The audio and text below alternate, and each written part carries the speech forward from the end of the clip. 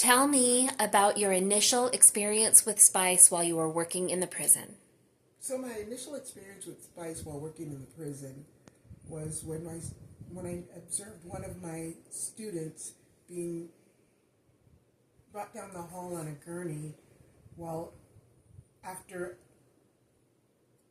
overdosing on what's known as spice. And at that time, I thought he was completely sober because we had celebrated his sobriety in class.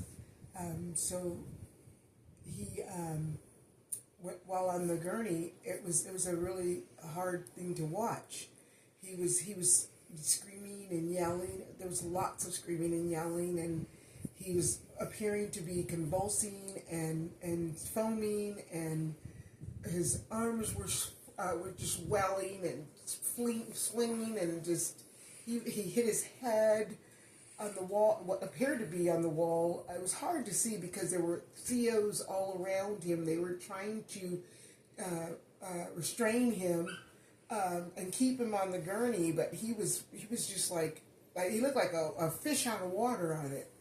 And it was really sad because he'd gone so far in the program. And at one time, I remember seeing him literally fall off the gurney.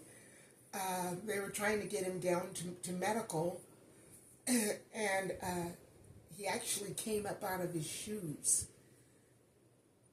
He later, after a couple days, he came to my office, and he admitted that he had a bad trip, and was real apologetic. He was embarrassed because he had been in class perpetrating, so to speak. But in all due respect, he indicated that he had not been doing it very long. In fact, he said it was like his second or third time ever doing it. And he had just either gotten a bad batch or done too much. They did confirm that it was not laced with anything, correct? Yeah, it was, to his knowledge, it was not laced with anything. It was just he'd done too much, or and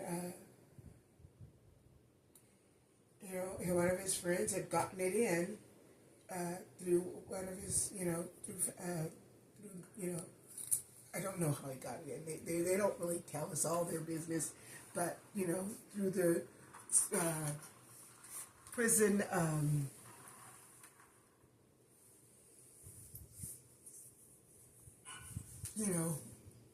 grapevine, we find that they get it through the mail, they get it through their visits, and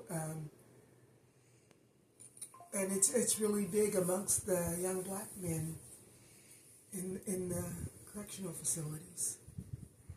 So, after that experience, can you tell me a little bit more about what you learned about spice itself? Well, like I said, it is very popular amongst our young black men because a lot of them are big on marijuana on the when they're not incarcerated, and because spice doesn't have a large smell, it can be masked with incense and their colognes and stuff, so they tend to get a lot of the oils and stuff in their packets. They can mask the smell of it. They smoke it, and they get a lot of the same effect that they get when they smoke their weed. So that's a drug of choice for them. Unfortunately, it's becoming a lot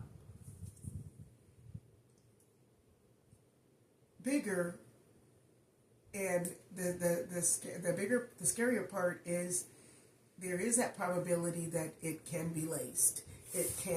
You don't know what you're getting, and they are finding them walking around zombied out.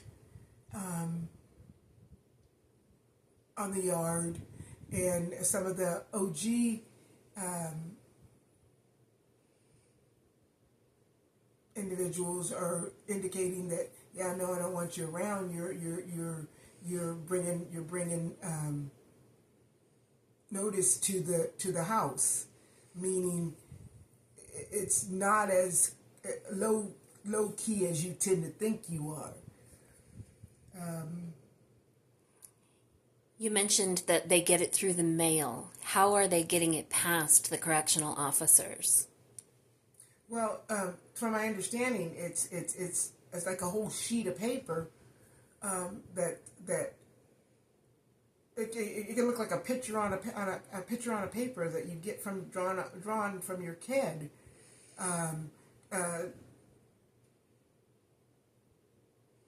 To the point where the COs have to be real careful because they can touch it and get exposed to it.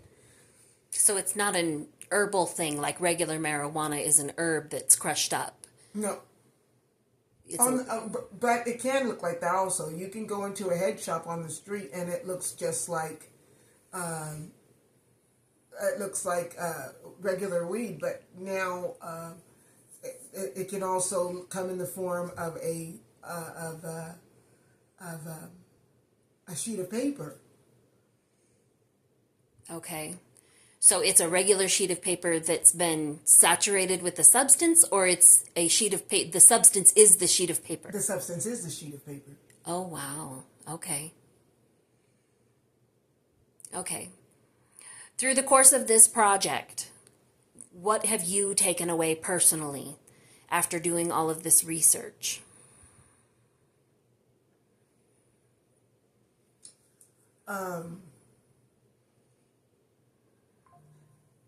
I concluded that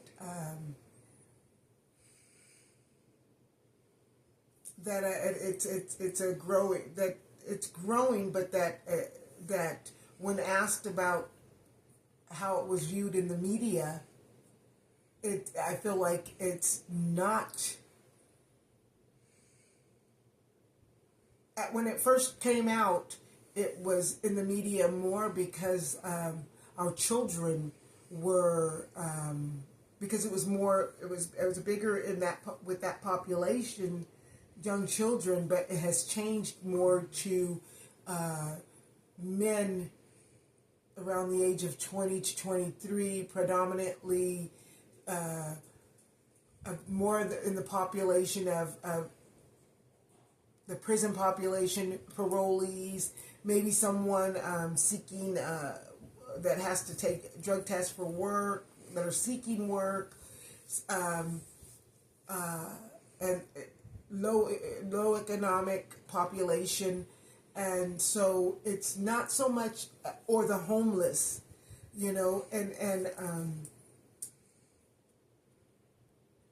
I don't, not to say that it's not cared about, but